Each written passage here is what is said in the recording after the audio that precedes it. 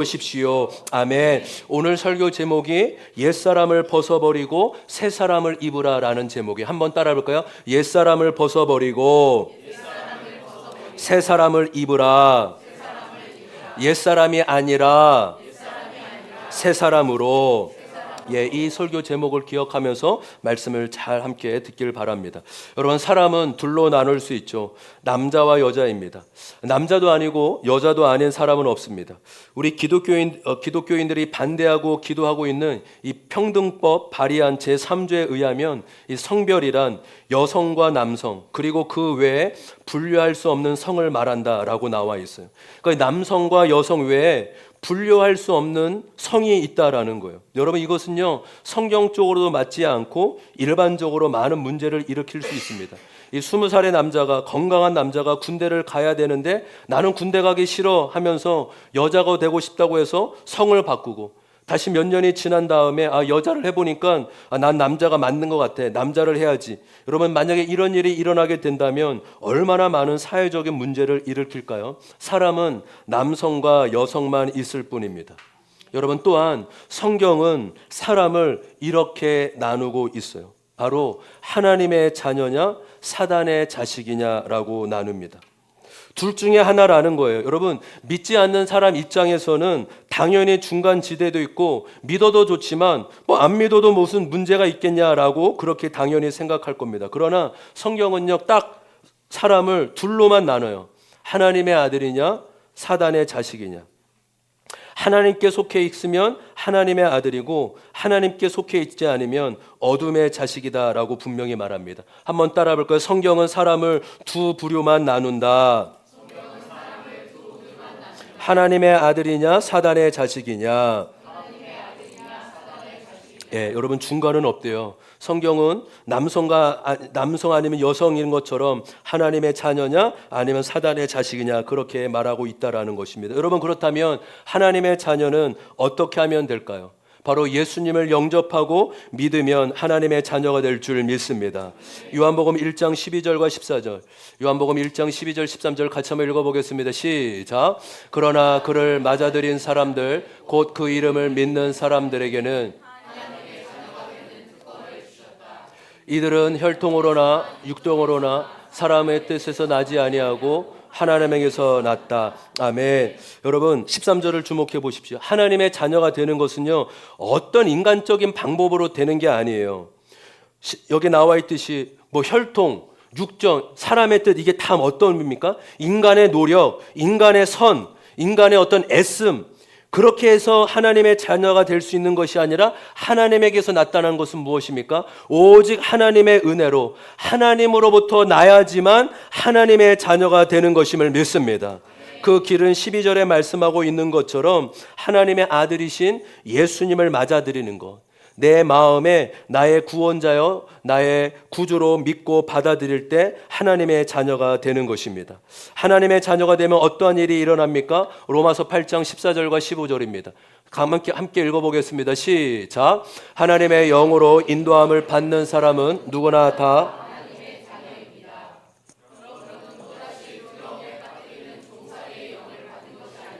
자녀로 삼으시는 영을 받았습니다. 그래서 우리는 그 영어로 하나님을 아빠, 아버지라고 부릅니다. 아멘. 여러분, 14절 말씀을 보십시오. 예수를 믿는 자 안에 성령이 오셨기에 하나님을 아빠, 아버지라고 부를 수 있게 된 것임을 믿습니다. 그러니까 그렇죠. 14절에 하나님의 영으로 인도함을 받는 게 무엇을 말해요? 하나님, 예수를 믿고 하나님의 영이 내주하신 사람을 말하는 거죠. 성령님이 내 안에 오셨군요 라는 사람은 하나님의 자녀가 되고, 그 사람은 15절에 하나님을 어떻게 부를 수 있다라고 말하고 있습니다. 하나님을 아빠, 아버지로 부를 수 있게 됨을 믿습니다.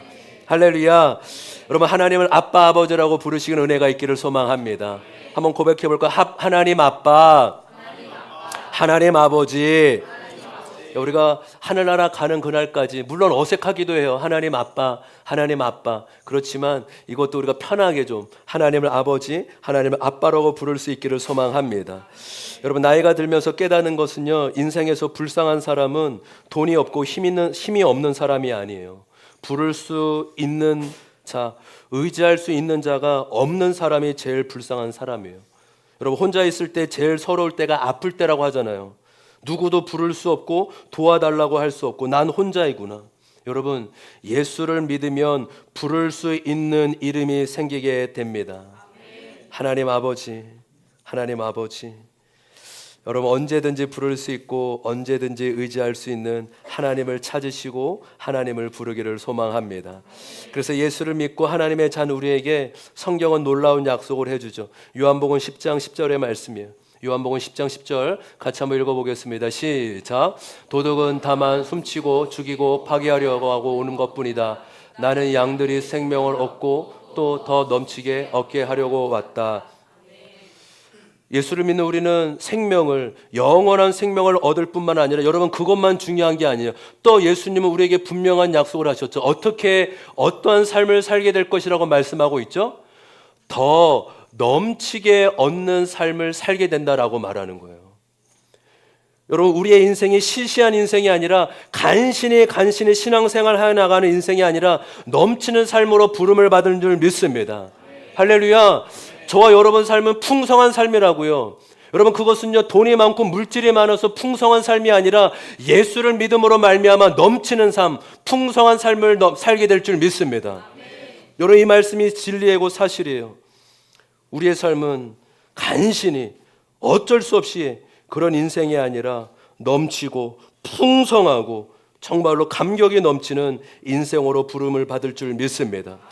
근데 여러분, 이것이 진리이고 사실일진데 또 나의 삶을 들여다보면은 또 성경의 약속관, 또 이런 풍성한 삶과는 거리가 있음을 때로는 볼 수 있지 않습니까? 그것은 이유가 바로 성경이 잘못되고 말씀이 진리가 아니라 바로 우리 마음 안에 또 다른 존재가 있다라는 것을 말하고 있어요. 로마서 7장 한번 보도록 할게요. 로마서 7장 21절부터 23절 제가 읽어드리겠습니다. 로마서 7장 21절과 23절입니다. 여기에서 나는 법칙 하나를 발견했습니다. 곧 나는 선을 행하려고 하는데 그러나 나에게 악이 붙어 있다는 것입니다. 나는 속사람으로는 하나님의 법을 즐거워하나 내 지체에는 다른 법이 있어서 내 마음의 법과 맞서서 싸우며 내 지체에 있는 죄의 법에 나를 포로로 만드는 것을 봅니다. 여러분, 이 말씀을 주목해 보세요. 바로 내 마음 안에, 우리 믿는 자 마음 안에 두 마음이 있대요. 21절에 어떤 마음이죠? 선한 마음, 좋은 마음이에요. 하나님의 뜻을 행하고 싶고 하나님의 뜻대로 살고 싶어하는 그런 마음인 것입니다. 근데 이런 마음이 전부일까요? 그렇지 않죠. 22절과 23절을 보십시오. 그렇죠? 23절 보세요. 또 다른 법이 있는데 그 법이요, 계속 나의 마음을 이끌고 나의 육신을 잡아당기고 있다라는 거예요. 어떤 마음이죠? 죄의 법. 악을 행하고자 하고 하나님의 뜻이 아니라 내 마음대로 살고자 하는 그 두 마음이 나를 붙잡고 있다라는 거예요. 여러분, 그래서요, 하나님을 믿어도 우리의 마음에 이런 마음이 있을 수 있어요. 하나님 믿는 게 귀찮아.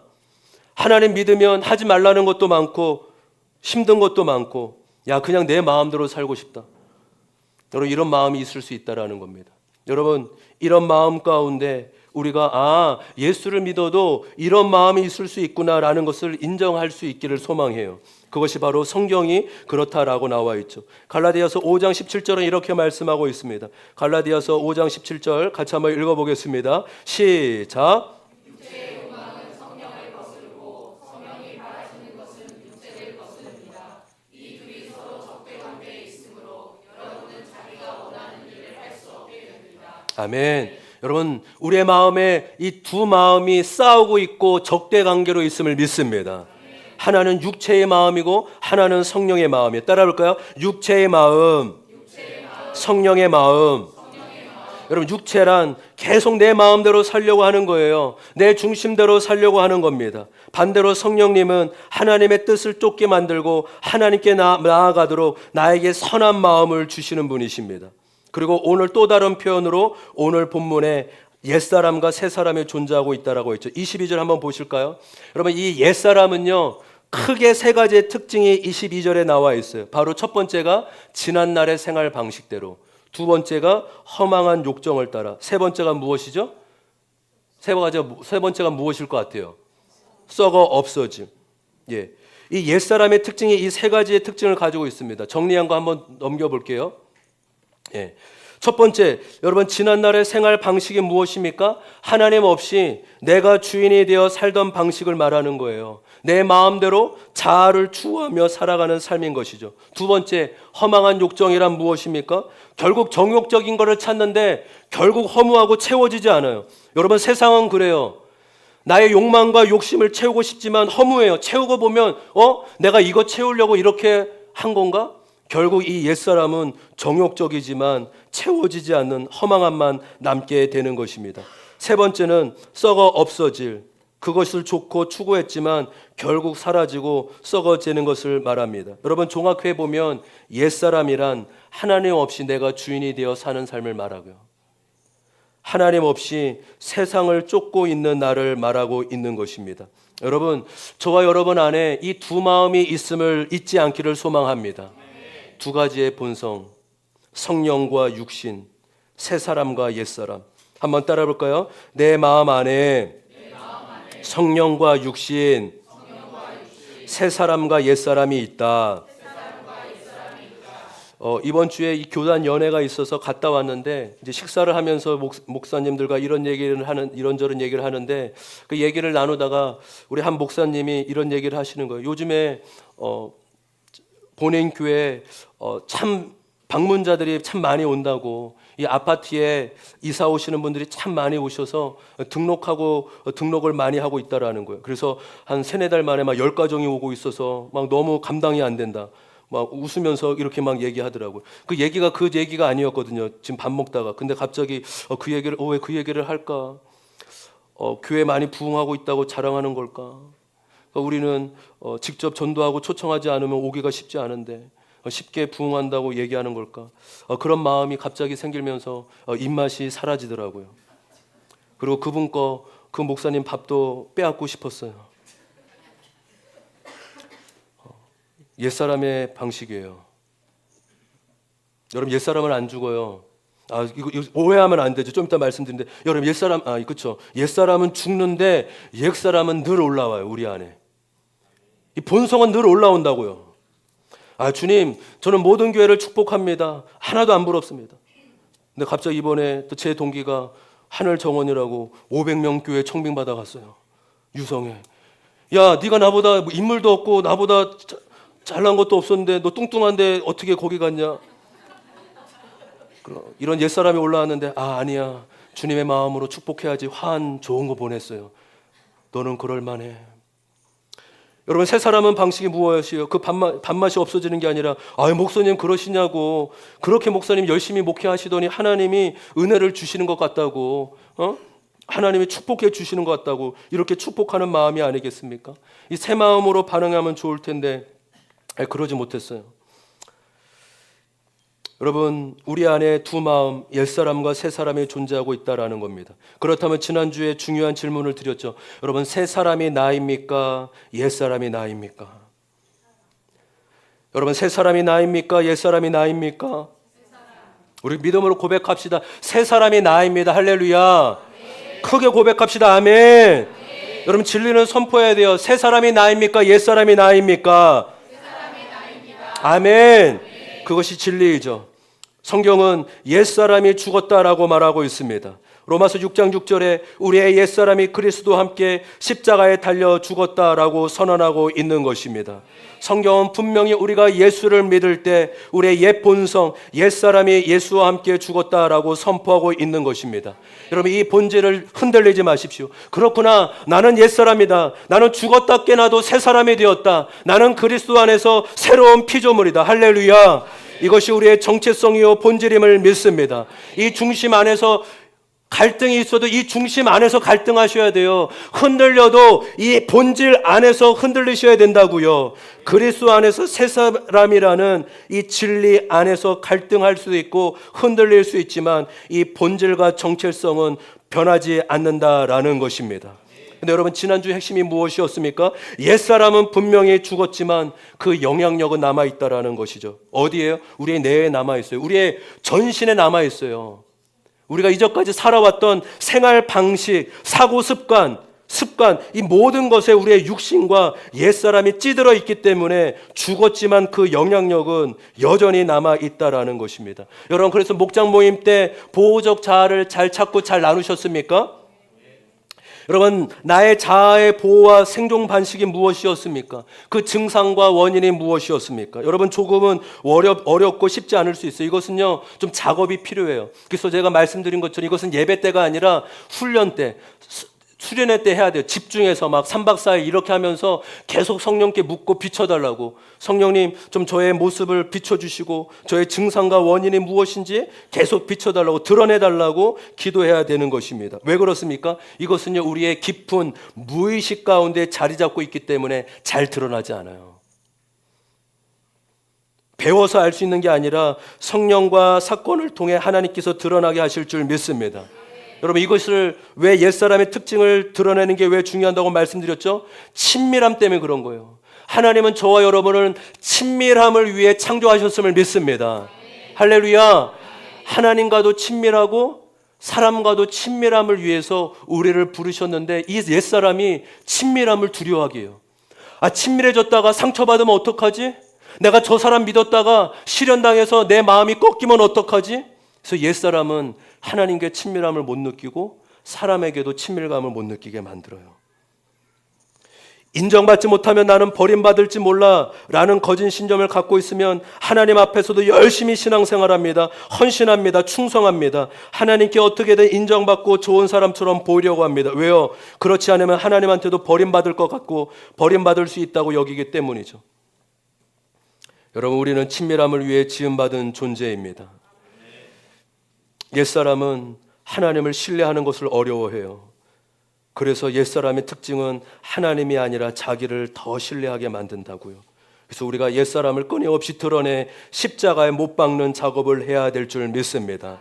우리 첫 번째 적용 질문 같이 한번 읽어볼까요? 첫 번째 적용 질문입니다. 시작.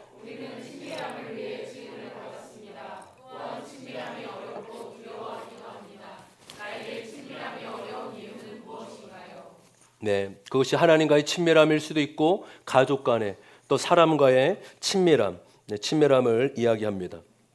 여러분, 회복은 신뢰예요. 믿음은 다른 말로 하나님에 대한 신뢰입니다. 한번 따라해볼까요? 믿음은 하나님에 대한 신뢰이다. 그러니까 옛사람은 계속 신뢰하는 걸 어렵게 만들어요. 다른 사람도 신뢰할 수 없고 하나님도 신뢰할 수 없다고 만들죠.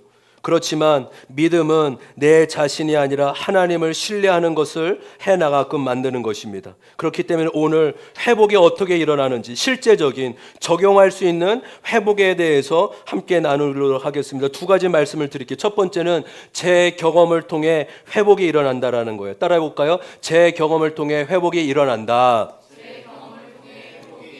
그래서 여러분, 오늘 이제 마지막 두 가지 말씀드리고 마칠 건데요. 회복, 그냥 어떤 회복이 아니라 옛사람이 아니라 새 사람으로 어떻게 살아가야 되는지 그 회복을 말씀드리는 건데, 근데 첫 번째는 제 경험이라는 거예요. 여러분, 사람은요 지식이나 배움으로 변하지 않아요. 저도 신학교 나오고 대학원 나왔지만 신학으로 사람이 변하는 게 아니에요. 성경에 대한 지식을 많이 배운다고 사람이 성숙해지고 변화되는 것이 아닙니다. 여러분, 사람은 경험을 통해, 특별히 반대되고 새로운 경험을 통해 회복되어지는 거예요.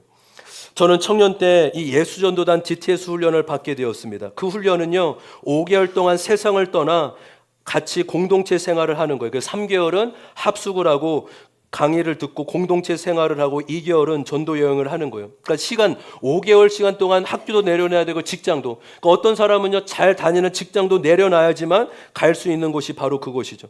근데 뭐 시간뿐만 아니라 비용도요 몇백만 원. 그러니까 최소한 전도 여행까지 가면 500만 원, 600만 원, 700만 원 이렇게 들 정도로 큰 마음을 먹어야 됩니다.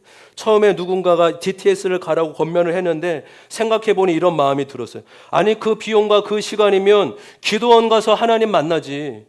동굴 가가지고 하나님 5개월 동안 날마다 기도하고 하나님과 대화하고 성경 보고 하나님과 1대1로 깊이 만나면 되지. 내가 왜 공동체 생활을 해야 돼? 왜 사람과의 관계 속으로 들어가야 돼? 전혀 마음이 열리지 않았더라고요. 근데 결국 하나님은 저에게 그곳에 가게 하셨고 가게 되었습니다. 제가 이제 와서 깨닫는 건 굉장히 중요한 깨달음을 얻게 되었어요. 잘 들어보십시오.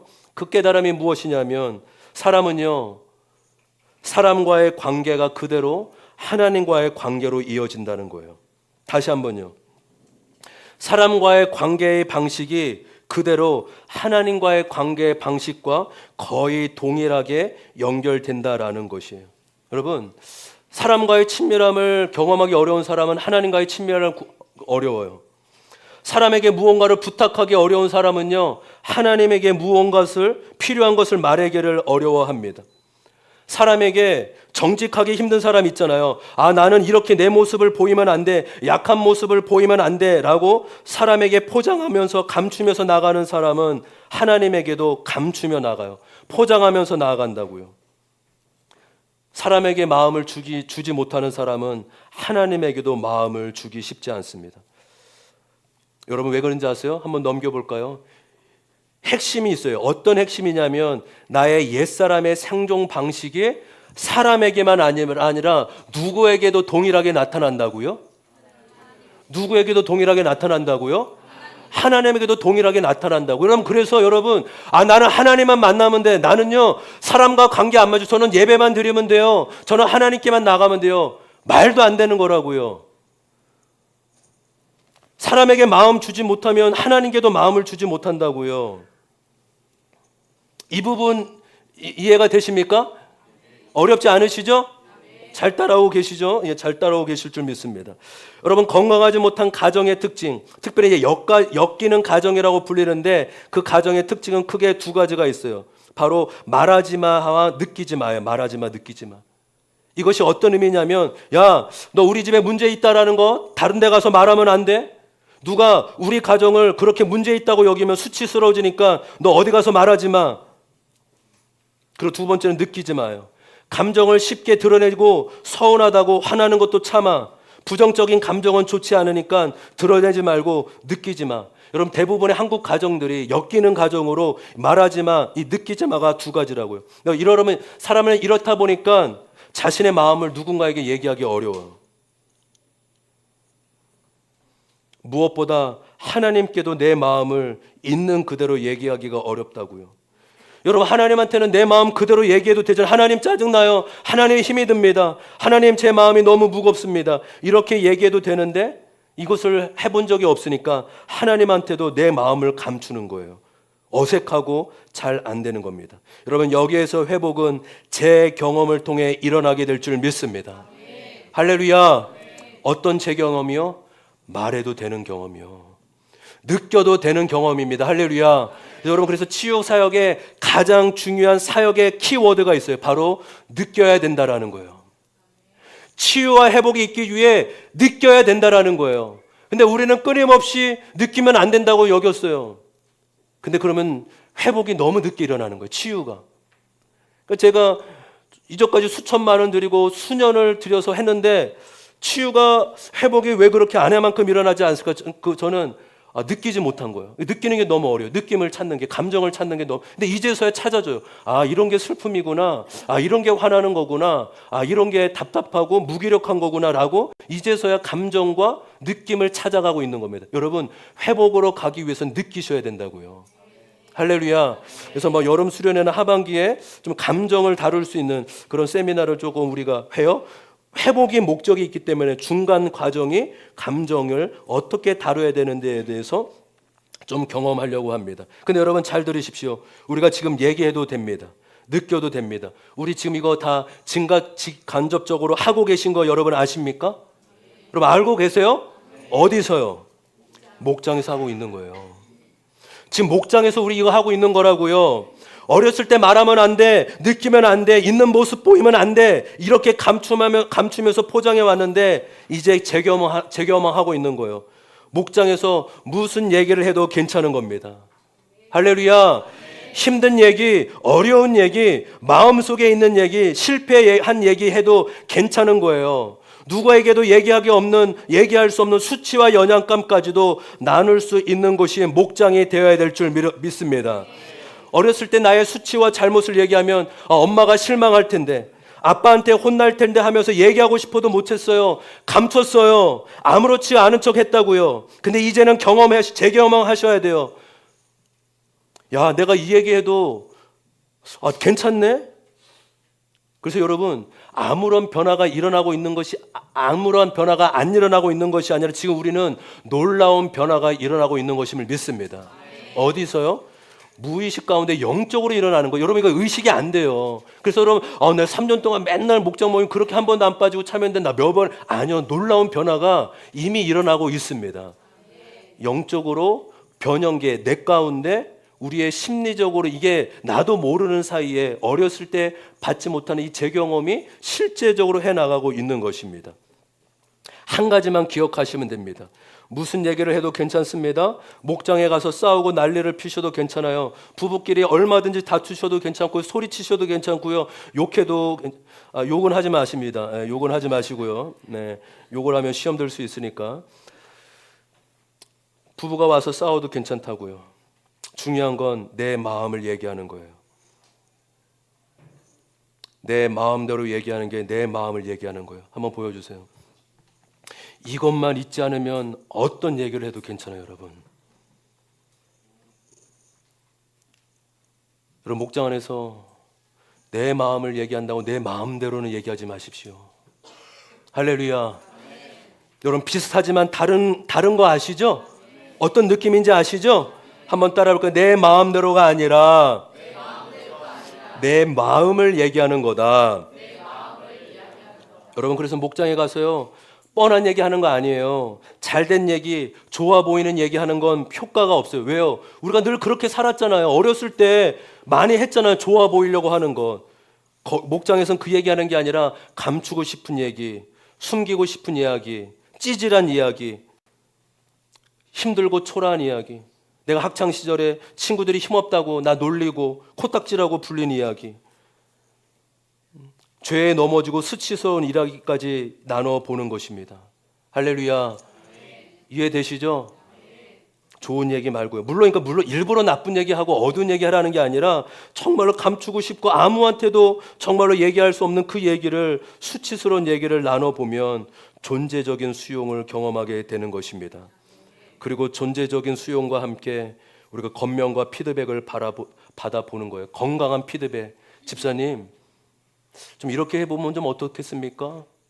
그래요, 맞아요. 집사님, 우리가 존재적으로 수용합니다. 그러나 좀 변화되고 이제는 성숙해야 되지 않겠습니까? 그렇다면 좀 죄에 대해서 좀 이렇게 처방을 받고 한번 이렇게 좀 적용해보면 어떻겠습니까? 라는 건강한 피드백과 권면과 처방을 받아보는 것입니다. 할렐루야.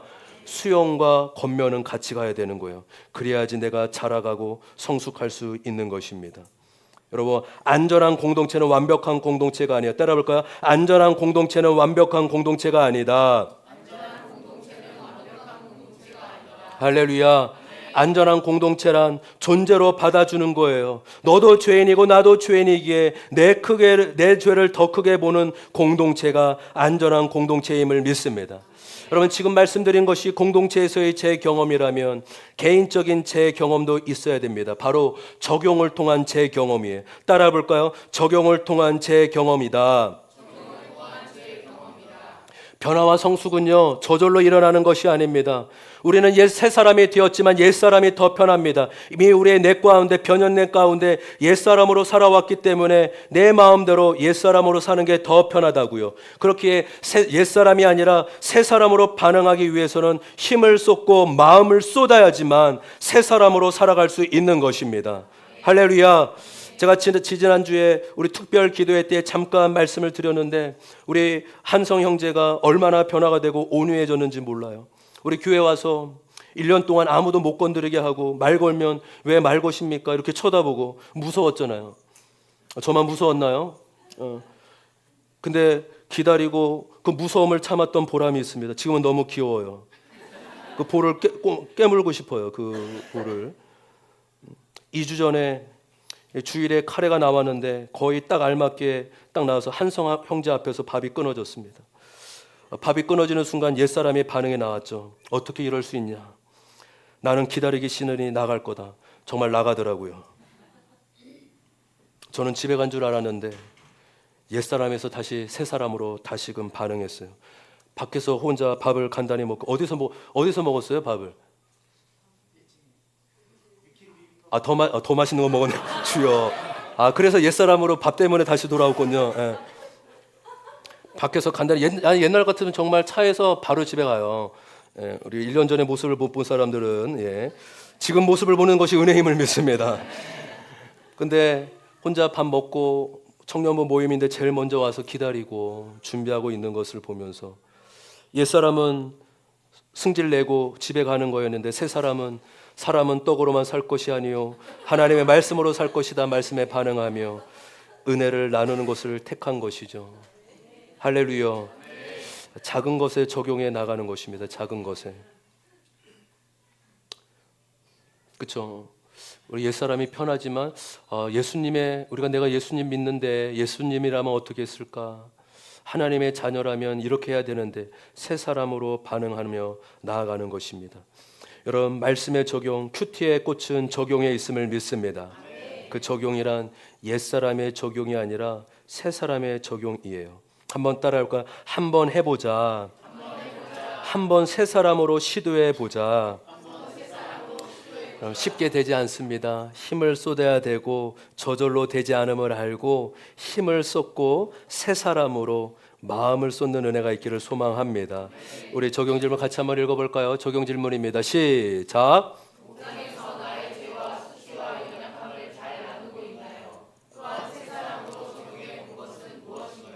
여러분, 진정한 회복 두 번째, 옛사람이 아니라 새 사람으로 살아가기 위해 두 번째는 성령께서 회복을 도와주신다는 사실입니다.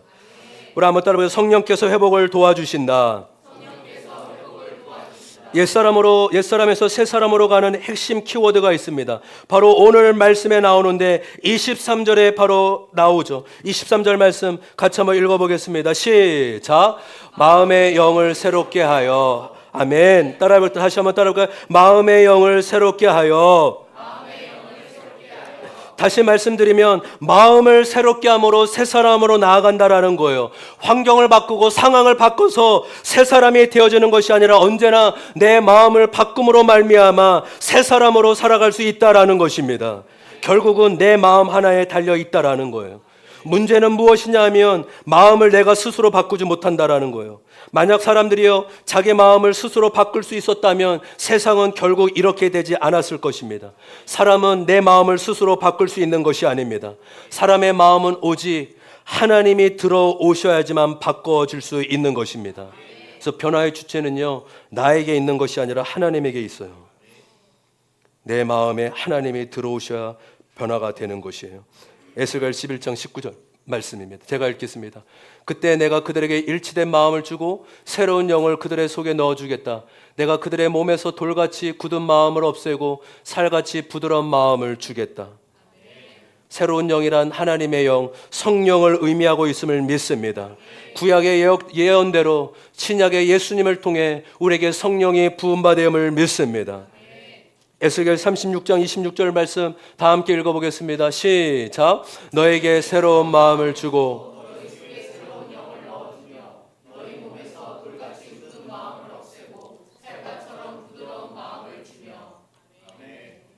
여러분, 저와 여러분의 마음을 그대로 내버려두면 우리는 돌같이 굳은 마음이 되고 고집불통같이 딱딱한 마음이 되어줄 수밖에 없는 것입니다. 그러나 성령이 오셔야지만 우리가 부드러운 마음으로 온유한 마음을 갖게 될 줄 믿습니다. 내 마음을 내가 바꾸는 것이 아니라 성령님만이 내 마음을 바꿔줄 수 있음을 믿습니다. 여러분, 이미 이 말씀은 예수님을 믿는 우리에게 이루어진 말씀임을 믿습니다. 우리에게 성령님이 이미 내주하고 계시기 때문인 것이죠. 또한 성령은 계속해서 우리에게 성령의 충만함을 받으라고 말씀하고 있습니다. 예수를 믿고 끝이 아니라 오히려 계속해서 성령을 구하고 성령의 충만함을 사모하라고 말씀하고 있습니다. 에베소서 5장 18절의 말씀 다 함께 읽어보겠습니다. 시작. 술에 취하지 마십시오.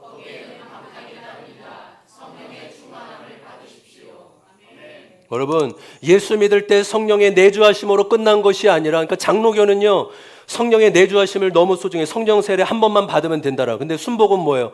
계속 성령 세례 받으라, 성령 충만 받으라, 성령 은사 받으라잖아요. 두 가지 다 맞다고요. 우리는 이미 예수를 믿을 때 성령 세례, 성령이 내주하는 은혜를 경험하였습니다. 그러나 그것이 끝이 아니라 계속해서 성령의 충만함을 받으라고 성령은 우리에게 말씀하고 있음을 믿습니다. 왜 성령의 충만함과 술 취함을 비교해서 말할까요? 여러분, 술에 취하게 되면 술이 사람을 통제하고 술이 다스리기 때문이죠. 여러분, 술 취하면 왜 운전하면 안 됩니까? 술이 자기를 통제하기 때문에 기능이 마비가 되는 거예요. 운전을 제대로 할 수 없기 때문인 것이죠. 이처럼 성령의 충만함도 성령의 다스림과 지배를 받아야 된다라는 것입니다. 여러분, 술 드시는 분은 술 드실 때마다 이 말씀이 생각나는 은혜가 있기를 소망합니다. 그래서 이 말씀이 생각나서 괴로워서 술이 끊어지는 은혜가 있기를 소망해요. 함께 고백해 볼까요? 술 대신 성령의 충만함을 받아라. 더 크게요. 술 취하지 말고 성령의 충만함을 받아라. 할렐루야. 성령의 충만함을 받는 은혜가 있기를 소망합니다.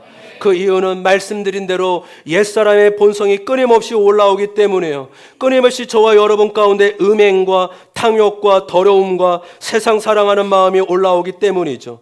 그래서 성경은 성령을 통해 우리의 옛사람을 이기고 본성을 덮으라고 말씀하고 있는 거예요. 여러분, 옛사람은 성령으로만 이길 수 있음을 믿습니다. 그렇다면 이제 성령의 충만함을 어떻게 받을 수 있을까요? 성령의 충만함을 받는 비결 한 가지만 말씀드리고 마치려고 합니다. 성령의 충만함은 성령을 구하는 자에게 임하게 되는 것이에요. 성령과 기도는 뗄래야 뗄 수 없는 것이에요. 하나님은 성령을 달라고 구하는 자에게 성령을 주시는 분이심을 믿습니다. 누가복음 11장 13절의 말씀이에요. 누가복음 11장 13절 다 함께 읽겠습니다. 시작. 너희가 악할지라도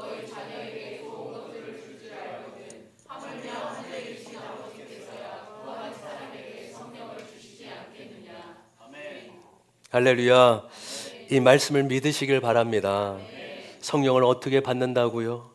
구하는 자가 받게 되는 것입니다. 성령을 달라고 구할 때마다 하나님은 성령을 부어주세요. 성령님 충만하게 임하여 주옵소서. 성령님 감당할 힘을 주시옵소서. 성령 나에게 말할 수 있는 생각을 떠올리게 하여 주옵소서. 성령을 구할 때마다 하나님은 성령을 부어주시는 분이심을 믿습니다. 왜요? 주님 약속하셨잖아요. 아버지께 성령을 구하는 자에게 성령을 주신다. 여러분, 가끔 저혈당으로 고생하는 분이 계십니다. 당이 떨어지면 기운이 없고 컨디션이 저하가 되죠. 또 손까지 떨리는 경우가 있습니다. 그때 어떻게 하면 될까요? 사탕이나 초콜릿을 먹으면 돼요. 당이 채워지면 컨디션이 다시금 제대로 올라오게 되는 것입니다. 당이 떨어지는 거 아는 것처럼 우리도 알아야 돼요. 아, 내 안에 성령이 많이 소멸되어 가는 거구나. 아, 지금 성령님이 내 안에 많이 위축되고 많이 잠잠하게 계시구나. 여러분, 저와 여러분은 성령 없이는 신앙생활 할 수 없는 것입니다. 성령의 도우심과 충만함 없이는 인내와 절제와 사랑할 수 없는 것입니다. 오직 성령 충만함으로 우리의 신앙생활이 가능할 줄 믿습니다. 그래서 우리가 크게 고백했으면 좋겠습니다. 성령님 도와주십시오. 성령님 부어주십시오. 성령님 붙잡아 주십시오. 여러분, 한 주간 계속해서 성령님을 의식하고 성령님의 도우심을 구하는 은혜가 있기를 소망합니다. 여러분, 그것은 사용하는 자의 것이에요. 부르짖는 자의 것임을 믿습니다. 구하기만 하면, 부르기만 하면 주님은 분명히 주시고 응답해 주신다고 말씀해 주고 있습니다. 때로는 생각해 보면요, 우리의 일상이 늘 동일하고 반복되기 때문에 내 힘으로 얼마든지 살 수 있다는 것이 착각이에요. 여러분, 그러지 않아요? 아, 내 힘으로 살 수 있어. 그렇지, 회사 일 나에게 늘 맡겨지기 때문에 내 힘으로 살 수 있어. 그렇기 때문에 때로는 성령을 구하지 않는다고. 여러분 잘 들으세요. 신앙은 모험이고 결단이에요. 하나님은요, 모험하는 자에게 하나님 만난다고요. 하나님 역사가 없는 게 아니라 내가 모험하지 않기 때문이에요. 여러분, 그 말은 물론 직장 때리쳐라 이것이 아니죠. 다른 의미인 거 아시죠, 여러분? 근데 신앙은 모험과 결단입니다. 아, 내 삶은 왜 하나님이 간섭해 주지 않지?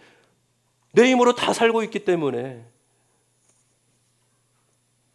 결단하지 않고 모험하지 않으면 하나님의 역사하심을 경험할 수 없는 것입니다. 여러분, 일상 속에서 하나님의 도우심을 구하는 은혜가 있기를 소망해요. 성령이 분명히 도와주실 것입니다. 기도한다고 될까? 하나님께 말한다고 될까? 옛사람을 벗어버리십시오. 기도하면 하나님이 들어주십니다. 하나님은 선하신 분이야. 새 사람의 방식으로 하나님께 나아가십시오. 할렐루야. 우리 교회에 공기청정기가 3대가 생겼어요. 우리 집사님 한 분이 헌신해 주셨고 제자들교회 집사님 가정이 2대를 헌신해 주셨어요.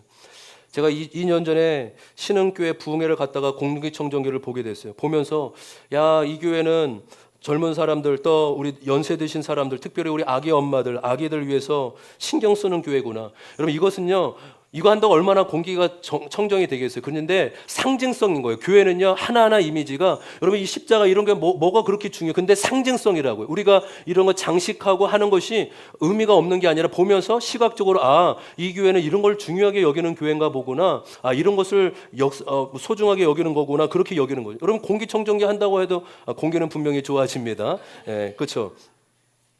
근데 성도를 생각하는 거예요. 제가 그거 보면서 야, 젊은 애기 엄마들은 보면서 야, 우리 교회는 애기들을 또 노년분들을 호흡기를 생각하는 교회네. 야, 그렇게 성도들이 생각하니까 얼마나 좋나. 그래서 제가 돌아오면서 야, 우리 교회도 공기청정기 있었으면 좋겠다. 그 2년 전부터 소망했었어요. 마음에 품었습니다. 근데 이렇게 3대나 주실 줄 어떻게 알았습니까? 주님은 주님의 때에 선하게 역사해 주시는 분이실 믿어요. 여러분은 크게 와닿지 않을 수 있지만 저는 굉장히 크게 와닿아요. 주님 말해도 될까? 주님 기도해도 될까? 옛사람이라고요. 하나님은 도와달라고 하면 주시는 분이에요. 주님은 들으시는 분이십니다. 옛사람을 벗어 던지고 새 사람을 날마다 입는 저와 여러분 되기를 소망합니다. 마지막 적용 질문 같이 한번 읽어보겠습니다. 다 함께 읽어보겠습니다. 시작.